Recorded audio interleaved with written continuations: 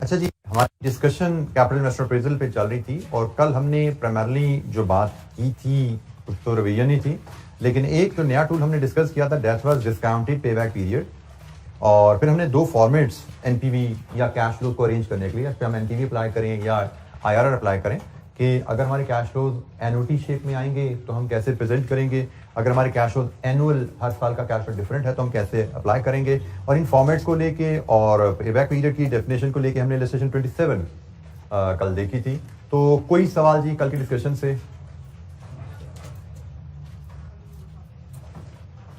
जैसे कल हमने जाते हुए बात की थी कि अगला हमारा एजेंडा क्या होने वाला है, तो हम तीन जो एडजस्टमेंट्स हमने सीखनी है उनमें से पहली एडजस्टमेंट पे आज अपनी डिस्कशन स्टार्ट करेंगे, that is inflation in DCF. आप कोई भी डीसीएफ टूल अप्लाई करने चाहो, वो एनपीवी का है, वो आईआरआर का है, या वो डिस्काउंटेड पेबैक का है। डिस्काउंटेड पेबैक में तो अभी आप डिस्काउंटिंग आ गई ना, तो भी डीसीएफ टूल ही कहलाया। तो आप कोई भी कैश फ्लो का ऐसा टूल अप्लाई करना चाहो जिसमें डिस्काउंटिंग आए, तो वहां पे इन्फ्लेशन एक इनएविटेबल वेरिएबल है जो एग्जिस्ट करेगा, क्योंकि आप कैपिटल प्रोजेक्ट की अप्रेजल कर रहे हैं और कैपिटल प्रोजेक्ट की लाइफ कई साल होती है। कई सालों में उस बिजनेस की इन्वेस्टमेंट पे आपने रिटर्न जनरेट करनी है। और जब आप किसी भी प्रोजेक्ट की अप्रेजल का जो बेसिक फिनोमेना, बेसिक तरीका है, वो यही है कि भाई आप उस प्रोजेक्ट की इन्वेस्टमेंट देखो क्या है और उस प्रोजेक्ट की इन्वेस्टमेंट से आप फ्यूचर में क्या रिटर्न जनरेट करोगे। तो इन्वेस्टमेंट को फ्यूचर बेनिफिट से कंपेयर करना कि इसके कई तरीके हैं। आप एनपीवी मेथड से कंपैरिजन कर लो, आप आईआरआर मेथड से कंपैरिजन कर लो, आप पेबैक मेथड से कंपैरिजन कर लो इन्वेस्टमेंट और रिटर्न को, आप डिस्काउंटेड पेबैक मेथड से इन्वेस्टमेंट रिटर्न को कंपैरिजन कर लो। अल्टीमेटली आपको करना इन्वेस्टमेंट को रिटर्न से कंपैरिजन ही है। तो जब हम एक लॉन्ग टर्म प्रोजेक्ट में ये कंपैरिजन करने जाते हैं तो फ्यूचर जो रिटर्न्स होती हैं हमारे प्रोजेक्ट की, वो इनएविटेबली इन्फ्लेशन से इफेक्ट होती हैं। इन्फ्लेशन क्या है? जनरल राइज इन प्राइसेस, और हम इसको fall in value of money भी कह सकते हैं, क्योंकि जब प्राइसेस बढ़ती हैं तो आपके पैसे की वैल्यू कम हो जाती है। वैल्यू पैसे की basically is measured by purchasing power. पैसे की परचेजिंग पावर से उसकी वैल्यू मेजर होती है, और इन्फ्लेशन के आने से कीमतें बढ़ जाती हैं। तो अमाउंट आपके पास 1000 रुपए है तो उस 1000 रुपए की वैल्यू कम होती जाती है। You will be able to buy less with every passing day. तो यही चीज हमारे कैपिटल प्रोजेक्ट्स में भी रिफ्लेक्ट होती है कि आज हमने एक प्रोजेक्ट जब शुरू किया तो हम पहले साल शायद जो प्रोडक्ट बना रहे हैं उसकी कॉस्ट 10 रुपए आ रही है, पहले साल जो हम प्रोडक्ट बेच रहे हैं उसकी शायद प्राइस हमें 15 रुपए मिल रही है, लेकिन दूसरे साल में जाएंगे तो प्राइस भी शायद इन्फ्लेशन की वजह से बदल जाएगी और कॉस्ट भी शायद बदल जाएगी। तो इन्फ्लेशन जब एग्जिस्ट करती है, जो कि एक परमानेंट और एक फिनोमेना है, परमानेंट इकोनॉमिक फिनोमेना है, जब वो एग्जिस्ट करती है तो उसके इफेक्ट हमारे प्रोजेक्ट के ऊपर आएंगे। और वो इफेक्ट हमारे प्रोजेक्ट पे क्या है? एक तो हमने कहा कि हमारे कैश फ्लो जो है वो इनफ्लो है या आउटफ्लोज है, इन्फ्लेशन की वजह से वो इन्फ्लेट हो जाते हैं, बढ़ जाते हैं। रेवेन्यू भी प्राइस के बढ़ने से बढ़ जाएगा और कॉस्ट भी इन्फ्लेशन के बढ़ने से बढ़ जाएगी। तो हमारी सिर्फ कैश फ्लो पे ही इन्फ्लेशन का इफेक्ट नहीं आता, इन्वेस्टर के रिक्वायर्ड रिटर्न पे भी इन्फ्लेशन का असर आता है। जैसे एक सिंपल सी मिसाल लें, आप को एक इन्वेस्टमेंट अपॉर्चुनिटी मिल रही है 5% रिटर्न की, कि जी 5% रिटर्न है, इन्वेस्टमेंट करनी है।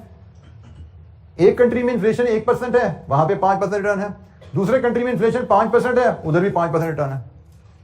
तो अगर आप एवेल्युएट करोगे इनको क्रिटिकली तो आपको यकीनन नजर आएगा भाई कि कंट्री ए में इन्वेस्ट करना ठीक है, कंट्री बी में आप इन्वेस्ट नहीं करना चाहोगे 5% पे, क्योंकि कंट्री बी में 100 रुपया लगाओगे, साल बाद 105 मिलेगा। यही कह रहा है ना, ये 100 रुपया इन्वेस्ट करोगे, साल बाद 105 मिलेगा, और जो चीज आज वहां पे 100 की बिकती है साल बाद वो, तो आपकी परचेजिंग पावर में कोई इजाफा हुआ? जो चीज आज 1 यूनिट खरीद सकते हो साल बाद भी 1 यूनिट खरीद पाओगे। बट यहां पे क्या है, आप 100 रुपया लगाओगे, साल बाद 105 मिलेगा, और जो चीज आज 100 की मिलती है साल बाद, इसका मतलब you will be able to buy more. तो यहां पे इन्वेस्टमेंट से आपकी परचेजिंग पावर में इजाफा है, यहां से इन्वेस्टमेंट से आपकी परचेजिंग पावर में इजाफा नहीं है। तो हम यहां से कहते हैं कि इन्फ्लेशन की वजह से इन्वेस्टर का रिक्वायर्ड रिटर्न भी बदल जाता है। 1% इन्फ्लेशन है, you are happy, investor is happy with 5%, लेकिन इन्फ्लेशन 5% है, investor will demand more return. यही बात समझ आ रही है? तो इन्फ्लेशन की वजह से सिर्फ कैश फ्लोज की वैल्यू नहीं बदलती, इन्फ्लेशन की वजह से हमारी इन्वेस्टर की रिक्वायर्ड रिटर्न, जिसको हम कॉस्ट ऑफ कैपिटल कहते हैं, वो भी बदल जाती है। तो हमारा यहां पे स्कोप यही है कि हमने अगर हमारे प्रोजेक्ट जिसको हम एवेल्युएट कर रहे हैं उस इकोनॉमी में, उस कंट्री में जहां पे हम फिजिबिलिटी कर रहे हैं, वहां पे अगर इन्फ्लेशन है तो हम इन्फ्लेशन के इफेक्ट्स को कैसे अपनी इन्वेस्टमेंट अप्रेजल में इनकॉर्पोरेट करें। अच्छा, इन्फ्लेशन को हमने अपने प्रोजेक्ट में कैसे डील करने हैं उसको समझने के लिए, इसकी अंडरस्टैंडिंग के लिए 4 बेसिक सी टर्म्स हैं, ये मैं आपको एक्सप्लेन करूंगा और इसके बाद फिर हम how to deal with inflation in investment appraisal उस पर बात करेंगे। वेरी बेसिक डेफिनेशन के साथ ये सारी टर्म्स आपके नोट्स में अवेलेबल हैं आपके पास, पेज नंबर 22, 23 पे हम बात कर रहे हैं, तो यहाँ पे सारी चीज़ें आपके पास अवेलेबल हैं। तो अच्छा जी, इन चारों टर्म्स को समझने के लिए हम एक छोटा सा केस बिल्ड कर लेते हैं, एक छोटी सी एग्जांपल यहाँ पे क्रिएट करते हैं, उसकी मदद से मैं आपको ये चारों चीज़ें एक्सप्लेन करता हूँ। हम इन्फ्लेशन इन DCF की बात कर रहे हैं। अच्छा जी, केस यह है कि आज आप अगर किसी जगह से, हम फॉर द टाइम बीइंग हम कहते हैं जब इन्वेस्ट करें ₹1000 at 15% per annum, तो after 1 year how much money we will gate?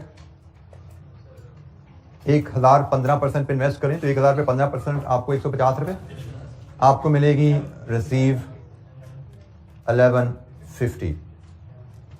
तो इस बेसिक्स एग्जांपल पे हम बिल्ड करते हैं वो चारों टर्म्स की अंडरस्टैंडिंग। हमारी पहली टर्म है मनी कैश फ्लो, जिसको मैं एब्रीवेट कर देता हूं MCF से। मनी कैश फ्लो से क्या मुराद है? मनी कैश फ्लो से मुराद है actual cash that we pay और we receive, this is money cash flow. क्या हमने जो पे किया बैंक को वो क्या है? 1000 रुपया। जो बैंक से वसूल किया वो क्या है? 1150।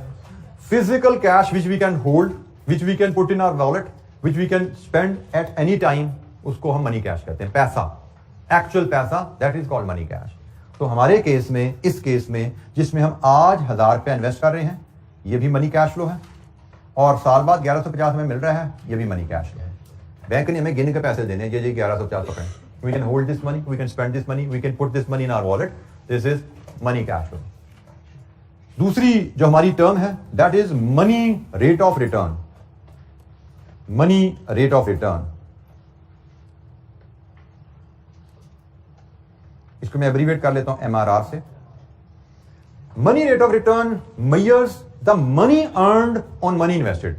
पैसे पे पैसा हम कितना कमा रहे हैं वो मनी रेट मेजर कर रहा है। जैसे हमने बैंक में 1000 रुपए इन्वेस्ट किए और इन 1000 रुपए के ऊपर हमने बैंक से 1150 एक्स्ट्रा इनकम वसूल की, तो हमने 1000 रुपए पे 150 इनकम कमाई। ये इनकम हमारी इन्वेस्टमेंट के कितने % है? 15%। तो ये जनाब मनी रेट ऑफ रिटर्न है 15%। बैंकों के जितने भी इंटरेस्ट रेट होते हैं they are all money interest rate. वो आपको पैसे पे पैसा आपको देते हैं, पैसे पे पैसा आपसे लेते हैं। जो पैसे दिए आपसे कहते हैं जी 10% सालाना इस पे ऐड करके वापस कर देना। जो उन्होंने आपको पैसे दिए 10% का इंटरेस्ट रेट है, कहेंगे जी इस पे 10% डाल के वापस कर देना। आज आपको 1 लाख रुपए दिया है, साल बाद 1,10,000 वापस कर देना, पैसे पे पैसा ऐड करके वापस कर देना। आप बैंक के पास जमा कराते हो, बैंक कहता है हम आपको 5% इंटरेस्ट देंगे। इसका क्या मतलब है? आज आप बैंक को अगर 1 लाख दोगे तो बैंक आपको साल बाद 1 लाख के ऊपर 5,000 डाल के 1,05,000 वापस कर देगा। पैसे में पैसा ऐड करके दे देता आपको। जो रेट ऑफर किया वो मनी रेट है भाई, उस रेट से पैसा हम ऐड कर देंगे आपको। अच्छा जी, एक टर्म यहां पे हम एक और इंट्रोड्यूस करते हैं। Let's assume during this period, यहां से लेके यहां तक जब हम ये इन्वेस्टमेंट कर रहे थे 1000 रुपए की, जिसमें 15% रिटर्न कमा रहे थे, लेट्स अज्यूम इस दौरान इन्फ्लेशन भी रही इस कंट्री में 10%। इस कंट्री में 10% की इन्फ्लेशन भी एग्जिस्ट करती रही है। अब मैं नेक्स्ट टर्म आपसे जो शेयर करता हूं that is real rate of return. इसको मैं एब्रीविएट कर देते हैं RRR से, रियल रेट ऑफ रिटर्न। मैंने 1000 रुपया इन्वेस्ट किया, साल बाद मुझे 1150 मिला। मेरा पैसा किस रेट से बढ़ा? 15% से। लेकिन if I look at the inflation, क्या मेरी परचेजिंग पावर भी 15% से बढ़ी? The answer is no. मेरा पैसा 15% से बढ़ा है, लेकिन इस इन्फ्लेशन की वजह से मेरे पैसे की परचेजिंग पावर 10% कम हो गई है। तो इसका मतलब 1 साल में मेरे पैसे की परचेजिंग पावर 15% से नहीं बढ़ी। तो real rate of return it measures increase in purchasing power. Real rate of return measures increase in purchasing power, कि मेरी परचेजिंग पावर में कितना इजाफा हुआ, इसको मेजर करना है। तो मैं यहां पे इसी डाटा से अगर आपके सामने कैलकुलेशन करूं, आप उससे जान पाओगे। जो चीज आज 1000 की आती है, जो चीज आज 1000 की आती है, वो चीज आज से साल बाद कितने की आएगी? 1100 की। जो चीज आज 1000 की आती है, आज से साल बाद वो 1100 की आएगी। अच्छा, मेरे पास अगर आज 1000 हैं तो मैं 1 यूनिट खरीद पा रहा हूं, साल बाद मैं 1 से ज्यादा यूनिट खरीद पाऊंगा ना, साल बाद मैं 1 से ज्यादा यूनिट खरीद पाऊंगा। तो इसका मतलब साल बाद मेरी परचेजिंग पावर में कुछ इजाफा हो रहा है। कितना इजाफा हो रहा है आप बड़े आसानी से यहां से कैलकुलेट कर सकते हो। मैं कितने यूनिट खरीद पाऊंगा अभी साल बाद? मैं साल बाद कितने यूनिट खरीद पाऊंगा? 1. एक और डेसिमल बता दो, 45। मैं साल बाद 1.045 यूनिट खरीद पाऊंगा, मतलब मैं 0.045 यूनिट्स ज्यादा खरीद पाऊंगा, विच इज 4.5%। मैं 4.5% यूनिट ज्यादा खरीद पाऊंगा। यही है ना बात यहां पे। This is real rate of return. Real rate of return measures the increase in purchasing power. क्या आपकी कुव्वत खरीद में कितना इजाफा होता है? पैसे बढ़ रहे हैं 15% से, लेकिन परचेजिंग पावर जरूरी नहीं 15% से बढ़े। परचेजिंग पावर कितनी से बढ़ती है वो तो डिपेंड करेगा इन्फ्लेशन कितनी चल रही है, क्योंकि पैसे एक तरफ ग्रो कर रहे हैं, दूसरी तरफ इन्फ्लेशन की वजह से इस पैसे की वैल्यू कम हो रही है। तो इनका नेट इंपैक्ट जो हमारी वेल्थ पे आता है वो 4.5% नजर आ रहा है। ये ख्याल रखना है 15 - 10 5 नहीं है ये रिलेशनशिप। ये रिलेशनशिप सिंपली 15 - 10 5 नहीं है। ये रिलेशनशिप का आंसर हमारे सामने आ रहा है 4.5%, कि हमारी वेल्थ में इस साल में इजाफा होगा। पैसे 15% से जरूर बढ़े हैं, लेकिन हमारी परचेजिंग पावर कुव्वत खरीद में सिर्फ 4.5% का इजाफा आया है। जो चीज हम साल पहले 1000 की लेते थे वो आज हमें 1100 की मिलेगी। हमारे पास 1150 हैं तो हम कितने यूनिट खरीद पाएंगे? 1.045। हम 0.05 एक्स्ट्रा खरीद पाए ना, तो 0.045 का मतलब 4.5%। हम 4.5% यूनिट ज्यादा खरीद पाएंगे। हमारी कुव्वत खरीद में 4.5% का इजाफा आया है। इसका मतलब इस ट्रांजैक्शन में, इस ट्रांजैक्शन के नतीजे में, इस इन्फ्लेशन रेट को देखते हुए हमारी वेल्थ में, हमारी परचेजिंग पावर में 4.5% का इजाफा आया। Real rate of return measures the rate of increase in purchasing power. Money rate of return measures rate of increase in money, पैसा किस तरह ग्रो कर रहा है। और real rate of return measures increase in purchasing power, आपकी purchasing power किस rate से ग्रो कर रही है। जी बेटा, बेटा पैसा तो 15% से, मनी रेट ऑफ रिटर्न। हमने 1000 रुपया बैंक को दिया था, पैसा जब हम मनी रिटर्न की बात कर रहे हैं तो हम कैश में इजाफा बात कर रहे हैं। कैश मेरा किस रेट से ग्रो किया है? तो कैश तो मेरा 1000 से 1150 पे चला गया। रियल कैश फ्लो का तो मैंने लफ्ज यूज ही नहीं किया क्लास में अभी तक। लिखा हुआ है कहीं? लिखा ही हुआ रियल कैश फ्लो। अभी तो हम बात कर पाए हैं 3। मनी कैश फ्लो क्या है? जो पैसा, कैश, ये मनी कैश फ्लो है। दूसरा हमने कहा मनी रेट ऑफ रिटर्न क्या है? पैसा जब हम इन्वेस्ट करते हैं, पैसा जिस रेट से ग्रो कर रहा है वो मनी रेट ऑफ रिटर्न है। तीसरी मैंने रियल रेट ऑफ रिटर्न की बात की कि भाई मनी रेट ऑफ रिटर्न पैसे में ग्रोथ मेजर कर रहा है, रियल रेट ऑफ रिटर्न आपकी परचेजिंग पावर में ग्रोथ मेजर करता है। परचेजिंग पावर में ग्रोथ को हम इंक्रीज इन वेल्थ भी कहते हैं, क्योंकि आप कितने दौलतमंद हैं, it is not measured by the quantity of the money you have, it is measured by the purchasing power that your money has. जैसे बचपन में, हमारे बचपन में एक टर्म होती थी किसी अमीर को बताने की, बड़ा अमीर है, उसके जरूर आता था वर्ड लाखपति है। उस जमाने में जिसके पास लाख होते थे समझाता है ये बहुत ही अमीर है, क्योंकि उस जमाने में लाख में, मैं आज से अगर 35-40 साल पुरानी बात करूं तो लाख में जो पीस ऑफ लैंड आता था आज वो 10 करोड़ का भी नहीं आता। उस जमाने में आप समझो 1 लाख से 35 साल पहले लाख की वैल्यू आज के 10 करोड़ से भी ज्यादा थी। तो जो उस जमाने में लाखपति की टर्म थी वो अमारत के लिए थी, लेकिन वही लाख जिसके पास आज है वो तो अमीर नहीं समझा जाता।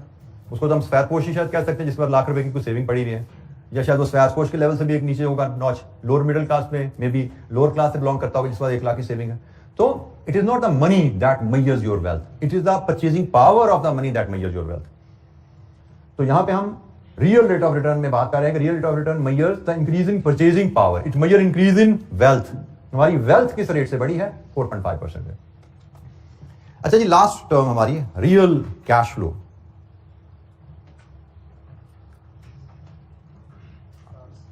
सबसे पहली बात, इसके साथ टर्म तो बेशक रियल लग रही है, लेकिन ये हाइपोथेटिकल वैल्यूज होती हैं, ये रियल वैल्यूज नहीं होती, ये हाइपोथेटिकल वैल्यूज होती हैं।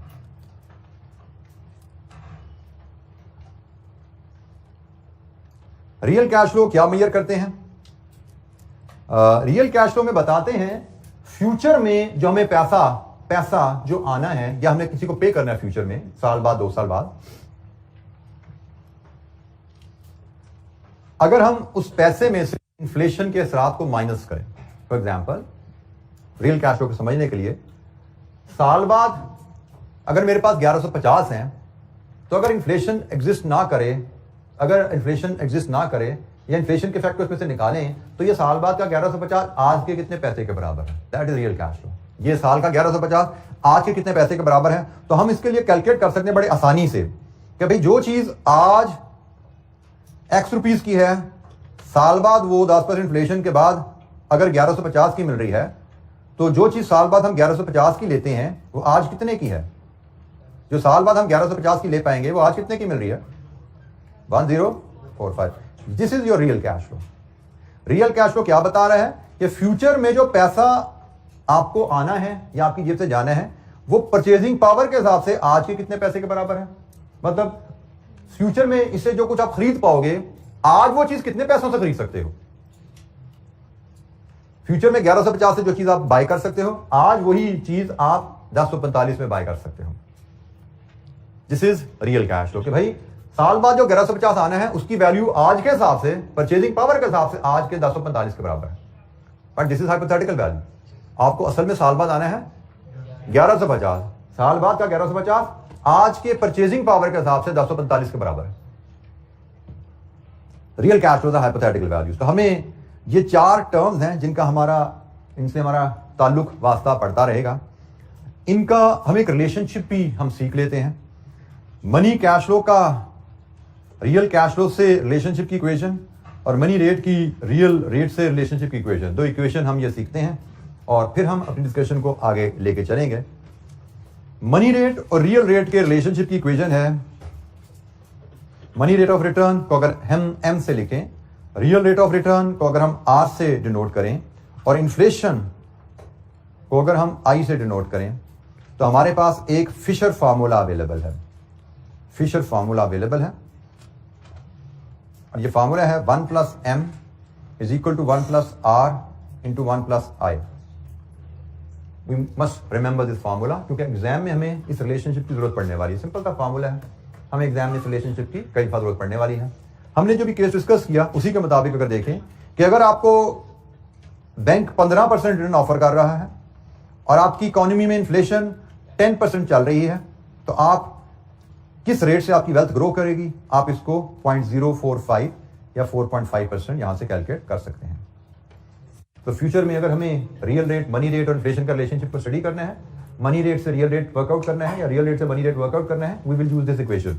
ऊपर मैंने केस आपको समझाया, लेकिन आइंदा हम इस इक्वेशन की मदद से रियल रेट और मनी रेट के रिलेशनशिप को यूज करेंगे, कैलकुलेट करेंगे। फिशर फार्मूला, अगर मनी रेट जैसे ऊपर एग्जाम्पल में 15% है और अगर इस साल में इन्फ्लेशन 10% रही है, तो आपकी रियल रेट क्या होगा, आपकी परचेजिंग पावर इस साल में किस रेट से बढ़ेगी? 4.5%। ये मैंने जैसे पहले भी बोला, relationship is not simply m = r + i। m = r + i relationship हो तो उसको हम कहते हैं मैथमेटिक्स में एडिटिव रिलेशनशिप। तो m r i का रिलेशनशिप एडिटिव नहीं है, इसको हम कहते हैं multiplicative relationship. 1 + i multiplied with 1 + r it is equal to 1 + m। इसको हम कहते हैं मल्टीप्लिकेटिव रिलेशनशिप। तो इनका रिलेशनशिप आपस में मल्टीप्लिकेटिव है, एडिटिव नहीं है। याद रखिएगा, फिशर फार्मूला की मदद से हम रेट्स को एडजस्ट करते हैं। इसी तरह हमें बात का एग्जामिनर कहता है कि भाई आपकी एक प्रोडक्ट आप जो बेचने जा रहे हो वो आज के हिसाब से आज की तारीख में वो 100 रुपए की है। आज की तारीख में एक प्रोडक्ट 100 रुपए की बिकती है, लेकिन आपको प्राइस एक प्रोडक्ट की बताई जाती है, टुडेज प्राइस आज के हिसाब से 100 रुपया है, और साथ आपको कहा जाता है कि फ्यूचर में इस पे इन्फ्लेशन आएगी, वो होगी 10% पर एनम। और फिर आपसे कहा जाए अच्छा प्राइस तो आज के हिसाब से 100 की है, 10% इन्फ्लेशन है, और हमसे कहा जाता है भाई हमारी नेक्स्ट ईयर प्राइस क्या होगी इसकी, तो वो होगी जी सिंपली 100 × 1.1 110। हमसे कहा जाए आफ्टर 3 ईयर इसकी प्राइस क्या होगी, तो सिंपली 100 × 1.1 ऐसे ही है। साल बाद ये है, 2 साल बाद 2 हो जाएगी, 3 साल बाद 3 होगी, क्या बना 133। ये जो हमें रिलेशनशिप गिवन है हमें प्राइस के बारे में, हमें इस तरह के डेटा दिया जा सकता है। अब इसको समझिए, ये मनी कैश फ्लो है। साल बाद हमें कितना पैसा आएगा ये बेच के एक प्रोडक्ट 110 रुपए, 3 साल बाद कितना पैसा आएगा प्रोडक्ट बेच के 133 रुपए, लेकिन साल बाद का 110 आज के 100 के बराबर है, 3 साल बाद का 133 आज के 100 के बराबर है। हमें पैसा ज्यादा आएगा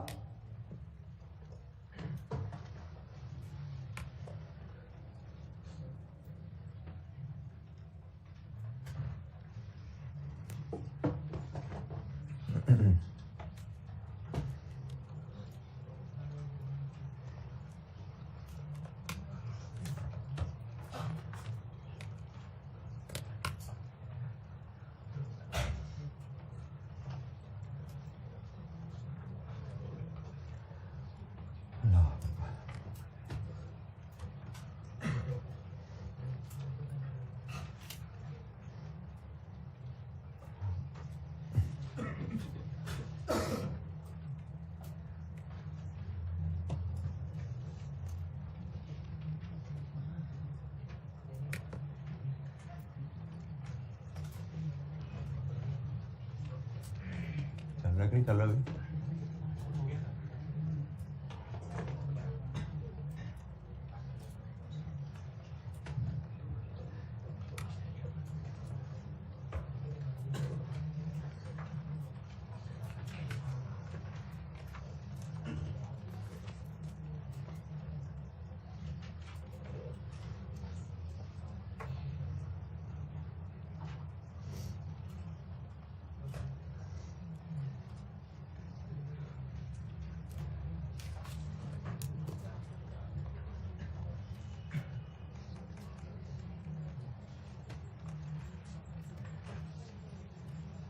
अच्छा जी, हम इस डिस्कशन की बेसिस पे रियल कैश फ्लो और मनी कैश फ्लो का रिलेशनशिप भी बना सकते हैं, which is simply compounding equation. Money cash flow is equal to real cash flows into 1 plus I raised पर एन। के एक प्रोडक्ट जो आज 100 रुपए की है, साल बाद कितने की बिकेगी? हमने यही फॉर्मूला लगाया, real cash flow into 1 plus आई रेज्ड पर 1। 3 साल बाद कितने की बिकेगी? Real cash flow into 1 plus आई रेज्ड पर 3। वैल्यू आ गई। तो हमारे पास एक ये फॉर्मूला रहेगा अगर कभी हमें real cash flow money cash flow में अदल बदल करना हो, और एक ये फार्मूला रहेगा अगर हमने कभी रियल रेट और मनी रेट में अदल बदल करना हो। तो हम कैश फ्लोज को भी कन्वर्ट कर सकते हैं रियल से मनी में, मनी से रियल में, और रेट को भी कन्वर्ट कर सकते हैं रियल से मनी में, मनी को रियल में, इन फार्मूलाज की मदद से। इनकी बेसिक सी एक्टिविटीज हमारे पास अवेलेबल है, एक्टिविटी 1 एंड एक्टिविटी 2। जरा ये परफॉर्म कीजिए, पेज 24 पे आपके पास आ रही हैं। क्लास एक्टिविटीज हैं जनाब, आपको फिशर फार्मूला की गालिबन एप्लीकेशन है ये। Activity 1 and activity 2। एक्टिविटी 1 में आपसे क्या कहा जा रहा है? Calculate the annual rate which depositors wealth will grow in the next year. मतलब आपको रियल रेट डिटरमिन करने को कहा जा रहा है। Bank offers interest rate on deposit 13%। Bank का ऑफर रेट हमेशा मनी रेट होता है, एम होता है। Inflation is expected next year 6%। I P given है आपको, तो एम भी अवेलेबल है, आई भी अवेलेबल। आपसे कहा जा रहा है रियल रेट बताइए क्या है। तो जनाब फिशर फार्मूला की मदद से बताइए what is your real rate here.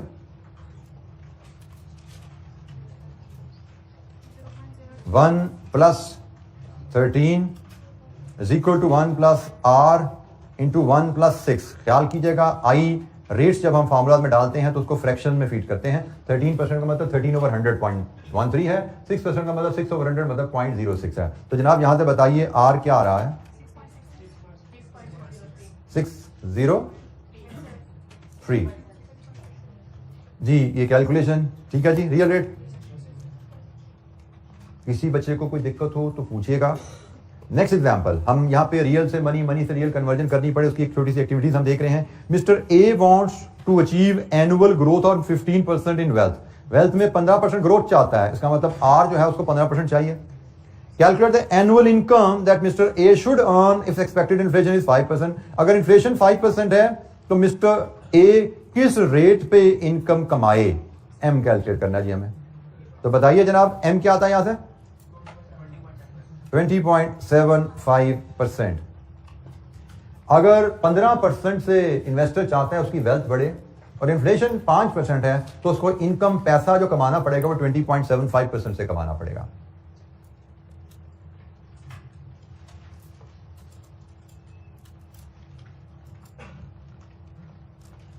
अच्छा जी, हमें money cash flow, real cash flow का पता लग गया, मनी रेट और रियल रेट का पता लग गया, इनका रिलेशनशिप भी हमने मनी कैश फ्लो का रियल कैश फ्लो से, रियल रेट का मनी रेट से देख लिया। अब एग्जाम के लिहाज से एक असूल सीखते हैं।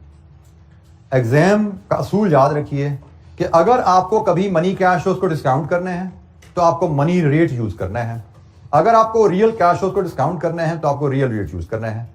लेकिन रियल कैश फ्लोज को किसी खास हालात में ही आप डिस्काउंट करते हैं।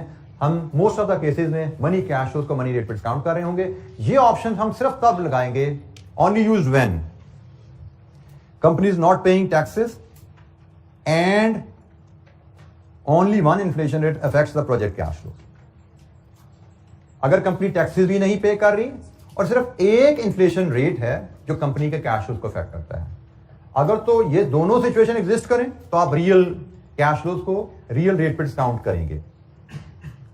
अगर इन दोनों में से कोई एक भी सिचुएशन एग्जिस्ट ना करे, मिसिंग हो, तो आप मनी कैश फ्लोज को मनी रेट से डिस्काउंट करेंगे।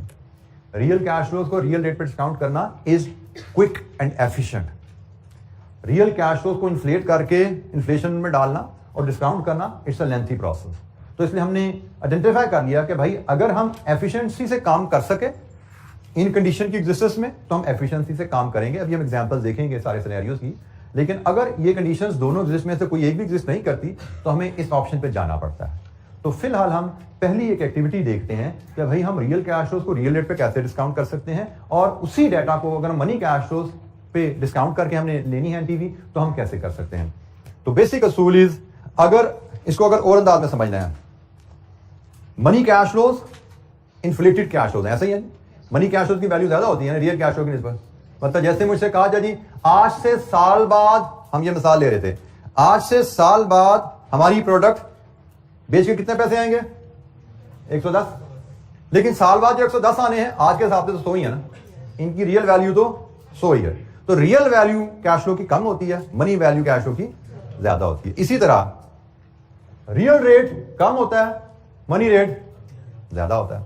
तो आप इस असूल को इस इंफॉर्मेशन के मुताबिक आप देखिए।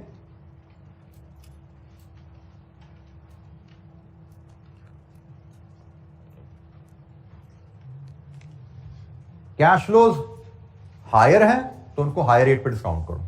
डिस्काउंटिंग क्या होती है, डिडक्शन, कटौती, ऐसे ही है। डिस्काउंटिंग में हम कैश फ्लोज में से कुछ कटौती कर रहे हैं। तो अगर आपके कैश फ्लोज हाई वैल्यू पे हैं उनमें कटौती ज्यादा करनी पड़ेगी। अगर आपके कैश फ्लोज लोअर वैल्यू पे हैं तो उनमें कटौती भी लोअर रेट से करनी पड़ेगी। ठीक है, तो ये बेसिक एक प्रिंसिपल है। अगर आपके कैश फ्लोज हाई हैं, इन्फ्लेटेड हैं, तो हायर रेट जो मनी रेट होता है उससे डिस्काउंट करें। अगर आपके कैश फ्लोज अनइन्फ्लेटेड है, उनमें इन्फ्लेशन अभी लोड नहीं हुई भी, तो रेट भी वो यूज करें जो इन्फ्लेशन के असर से आजाद है, रियल रेट। तो एक बेसिक सी इलस्ट्रेशन हम देखते हैं कि भाई रियल कैश फ्लो को रियल रेट पर डिस्काउंट करने से क्या मुराद है, मनी कैश फ्लो को मनी रेट पर डिस्काउंट करने से क्या मुराद है।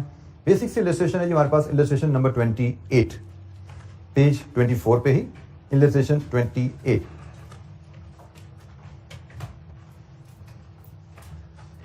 रिक्वायरमेंट है जी, find NPV, net present value, by discounting real cash flow, by discounting money cash flow. Real cash flow को डिस्काउंट करके एनपीवी बताओ क्या आती है, और मनी कैश फ्लो को डिस्काउंट करके बताओ एनपीवी क्या आती है। Sajid limited is evaluating project X, which requires an initial investment of 500,000. Expected net cash flows are 200,000 per annum for 4 years at today's prices. आज के हिसाब से इन्फ्लेशन के बगैर अगले 4 साल में आपको 2 लाख सालाना आना है। However, these are expected to rise by 5.5% per annum because of inflation. आज के हिसाब से 2 लाख आने हैं, लेकिन इन्फ्लेशन की वजह से इनमें 5.5% सालाना इजाफा होगा।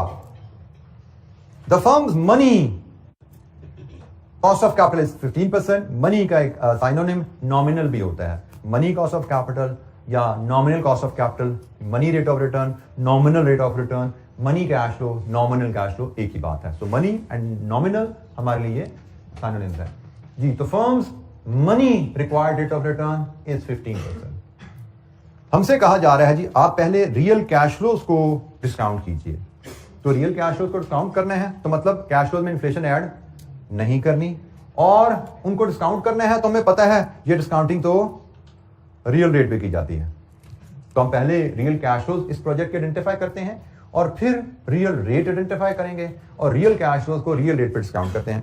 अच्छा, रियल कैश फ्लोज हमारे पास प्रोजेक्ट के देखें, इन्फ्लेशन नहीं ऐड करनी। अगर इन्फ्लेशन ऐड नहीं करनी तो हमारे प्रोजेक्ट कैश फ्लोज 2 लाख पे कांस्टेंट है, एन्युटी। हमारे कैश फ्लोज 2 लाख पे कांस्टेंट है, एन्युटी बनती है। तो हम इलस्ट्रेशन 28 से जब डील करने जाएंगे,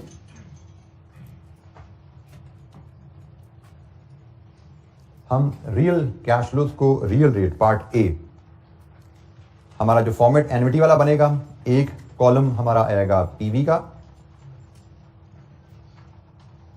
एक कॉलम डिस्काउंट फैक्टर का, एक कॉलम कैश फ्लोज का, एक कॉलम ईयर का,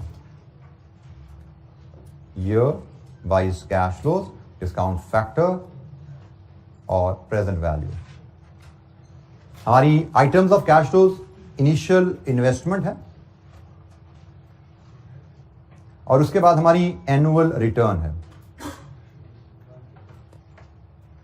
इनिशियल इन्वेस्टमेंट हमें आज करनी है और ये कितनी है जी इनिशियल इन्वेस्टमेंट?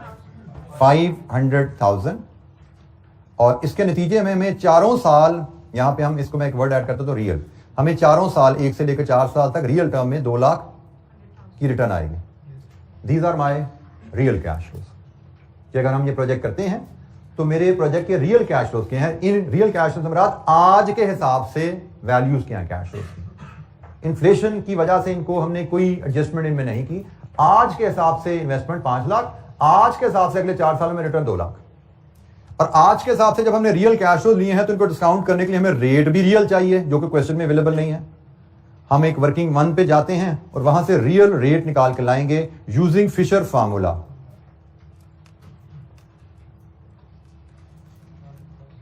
हमें इस क्वेश्चन में एम अवेलेबल है, money cost of capital, money rate of return 15%। हमें आई इन्फ्लेशन अवेलेबल है 5.5% और इस इक्वेशन में हमें आर फाइंड आउट करना है। तो सॉल्व इट फॉर आर। क्या था जी आर यहां से? 9%, 9.00% तो 9%, 2 डेसिमल तक जाते हैं 9%। बाय द वे यहां पे कोई फ्रैक्शन भी आ रहा हो तो हम राउंड ऑफ कर देते हैं, ठीक है। मैं डेसिमल यहां से उड़ा देता हूं।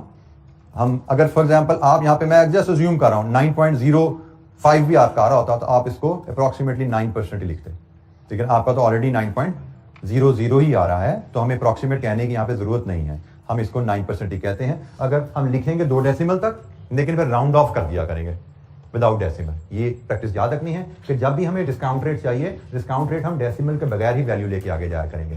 तो यहां पे तो ऑलरेडी हमारे 0 है। तो जनाब रियल रेट हमारा 9% आ गया। अब 9% पे इन कैश फ्लोज को डिस्काउंट करना है। तो 9% 0 का फैक्टर तो हमेशा 1 होता है। 9% 4 NOT, 9% 4 year NOT table 3.240 present value लीजिए, ये तो 5 लाख हो गई।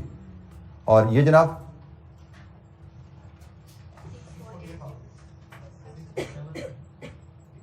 648,000, तो net present value 148,000 positive. Real cash flows को डिस्काउंट करके एनपीवी निकाली है। रियल कैश फ्लोज को डिस्काउंट रियल रेट पे किया जाता है। रियल कैश फ्लो से मराद वो कैश फ्लो जिनमें इन्फ्लेशन ऐड नहीं की गई।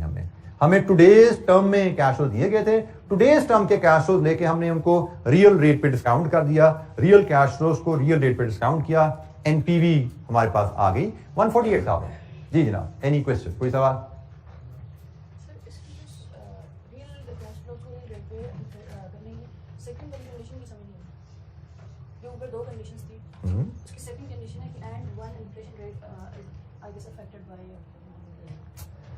आपके क्लास वालों ने क्वेश्चन किया, हमारी 2 कंडीशन थी कि when company is not paying taxes, हम and only 1 inflation rate affects project cash flow, जब ये दोनों कंडीशन एग्जिस्ट करें तो हम रियल रेट करते हैं। और ये गाइडलाइन तब है जब एग्जामिनर हमें कोई इंस्ट्रक्शन ना दे। ये जो इलस्ट्रेशन कर रहे हैं इसमें तो उसने कहा कि रियल कैश फ्लो को डिस्काउंट करो, मनी कैश फ्लो को डिस्काउंट करो, बट एग्जाम में हम ये दोनों काम नहीं करते, एग्जाम में हम एक काम करते हैं। और कब हम ये करेंगे, कब हम ये करेंगे, गाइडलाइन अवेलेबल है। हमने यहां पे लिखा है कि हम ये सिर्फ तब इस्तेमाल करेंगे जब हमें ऑप्शन दी जाएगी, हम सिर्फ तब इस्तेमाल करेंगे जब कंपनी टैक्सेस नहीं पे करी and only one inflation rate. Reality में जैसे मैं अगर आपको क्वेश्चन नंबर पिछली इलस्ट्रेशन पे लेके जाऊं 27 पे,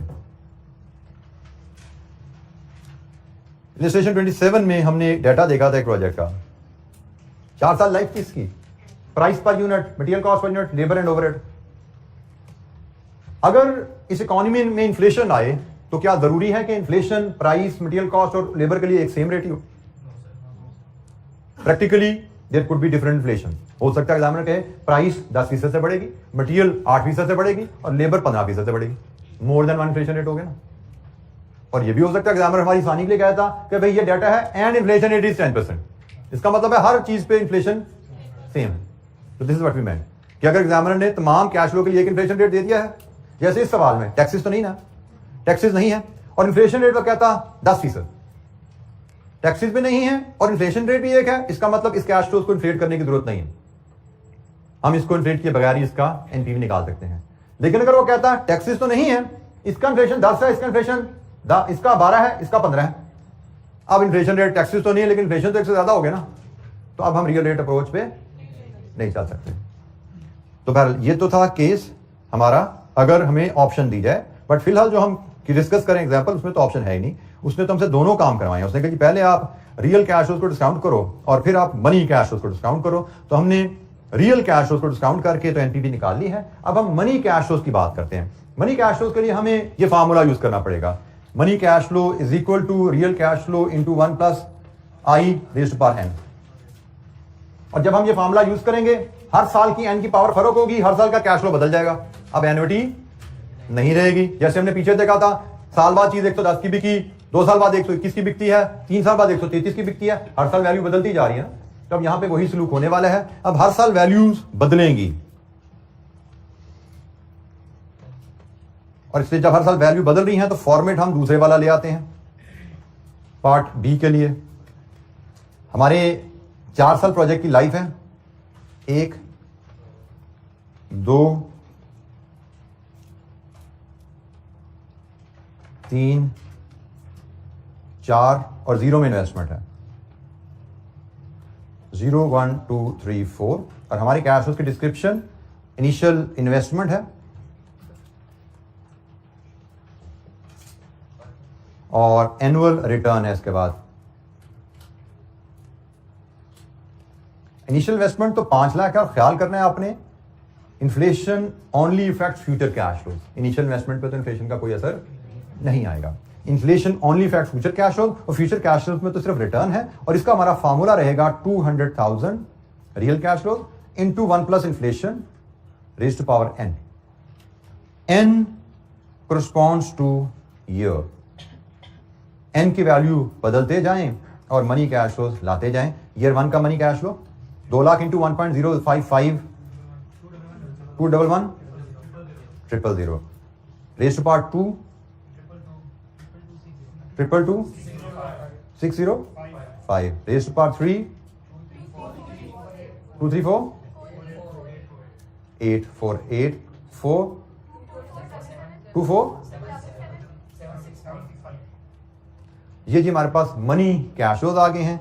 अब इनका यहां से हम साम लेंगे, हर कॉलम का नेट कैश फ्लोज आएंगे, फिर इसको मनी रेट पे डिस्काउंट करेंगे जो कि हमें क्वेश्चन में गिवन है एज 15%। फिर हम प्रेजेंट वैल्यू लेंगे और फिर नेट प्रेजेंट वैल्यू यहां से कैलकुलेट कर लेंगे। तो जनाब सम करते हैं, ये 5 लाख, वैल्यूज तो सिंगल ही हैं तो सम तो बड़ा सिंपल यहां पे रह रहा है हमारा।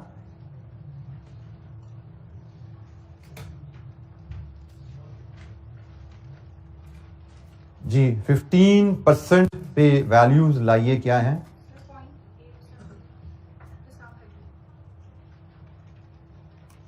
15% 1 ईयर 0.870 0.870 0.756 0.658 0.572 और 0 का जो कैश फ्लो है इसका फैक्टर 1 होता है। तो लीजिए जनाब हर कैश फ्लो को इसके रिस्पेक्टिव फैक्टर से मल्टीप्लाई कीजिए, प्रेजेंट वैल्यू आएगी और फिर नेट प्रेजेंट वैल्यू की फिगर, मुझसे नेट प्रेजेंट वैल्यू की फिगर आप शेयर कीजिए, फाइनल नेट प्रेजेंट वैल्यू की फिगर बताइए क्या है। हर कैश फ्लो को उसके प्रेजेंट वैल्यू फैक्टर से मल्टीप्लाई करेंगे, ये वैल्यूज आप लेके आएंगे 1, 2, 3, 4, 5 और इनका फिर सम करेंगे तो नेट प्रेजेंट वैल्यू मिलेगी। कंप्लीट करके नेट प्रेजेंट वैल्यू बताइए।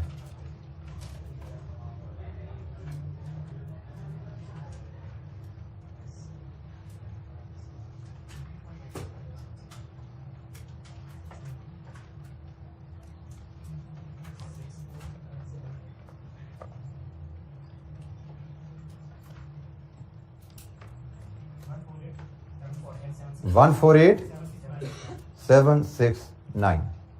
सो रियल कैश फ्लोज को डिस्काउंट करके एनपीवी लेना, मनी कैश फ्लोज को डिस्काउंट करके एनपीवी लेना। आप देख सकते हैं इफ गिवन चॉइस तो रियल अप्रोच, इसको हम रियल अप्रोच भी कहते हैं। Real approach is efficient and quick, come calculation है, जल्दी काम हो जाता है। इफ गिवन चॉइस, इस सवाल में हम रियल अप्रोच को फॉलो करना चाहते हैं क्योंकि इस सवाल में टैक्सेस भी नहीं है और इन्फ्लेशन रेट भी 1 है। तो असूल के मुताबिक इस क्वेश्चन को हम रियल अप्रोच से कर सकते थे, लेकिन चूंकि इलस्ट्रेशन है, एग्जामिनर ने कहा रियल अप्रोच से भी कर दो, इसमें रिक्वायरमेंट थी मनी अप्रोच से भी कर दो, तो हमने सीखने के लिए दोनों अप्रोचेज यहां पे अप्लाई किए। लेकिन अगर हमें कहा जाता एनपीवी कैलकुलेट करो सिर्फ, तो हम रियल अप्रोच से कर लेते अपनी गाइडलाइन के मुताबिक। जी एनी क्वेश्चन, कोई सवाल? जी बेटा।